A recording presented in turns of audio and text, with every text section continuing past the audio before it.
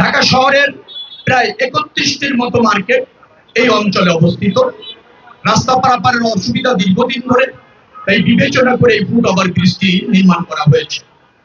সামনে ঈদ, এই এলাকা অত্যন্ত ব্যস্ততম, প্রচুর ক্রেতা, প্রচুর শপিংকারী মানে জনগণ এখানে উপস্থিত হন।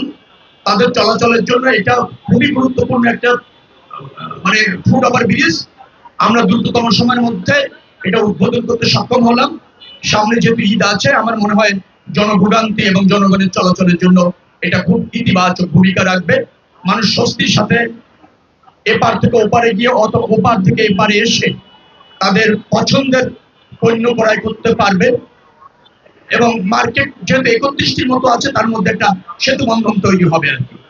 ক্রেতারা তার পছন্দ মতো পণ্য কিনবার জন্য বিভিন্ন মার্কেটে যাতায়াত করতে পারবে এই ফুট ওভার ব্রিজ দিয়ে। যার ফলে এটা একটা খুব ইতিবাচক একটা উদ্বোধন আমরা করতে সক্ষম হলাম ঢাকা দক্ষিণ সিটি কর্পোরেশনের অর্থায়নে এবং চেষ্টায়। আমি খুবই আনন্দিত আজকে এই কারণে যে আমার নির্বাচনী এলাকা এই নিউ মার্কেট থানা, এটা বলতে গেলে কিন্তু একটা বাণিজ্যিক এলাকা। তো সেখানকার মানুষের মধ্যে একটা স্বস্তি আসবে, শৃঙ্খলা আসবে, ঝুঁকি কমবে রাস্তা পারাপারের। তো এটা একটা ভালো উদ্যোগ আমরা সম্পন্ন করতে পারলাম।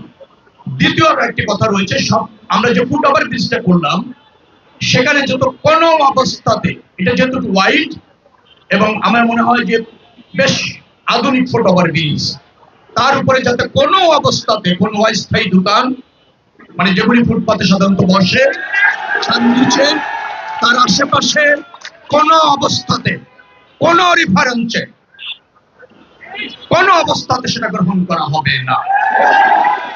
ফুটপাত নিয়ন্ত্রণ করে একান্তই দরকার। এটা দারুণভাবে মানুষের চলাচলকে ব্যাহত করছে, যানজট সৃষ্টি করছে। আমরা এটা পরিকল্পিতভাবে সেটা করতে চাই, পর্যায়ক্রমে করতে চাই।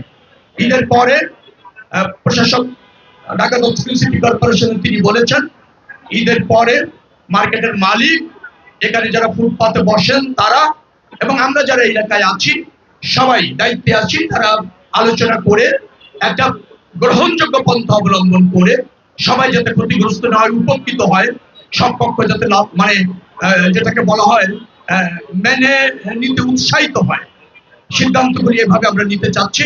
আশা করি ঈদের পর এই এলাকার শপিং কমপ্লেক্সগুলির সামনে যে অনাকাঙ্ক্ষিত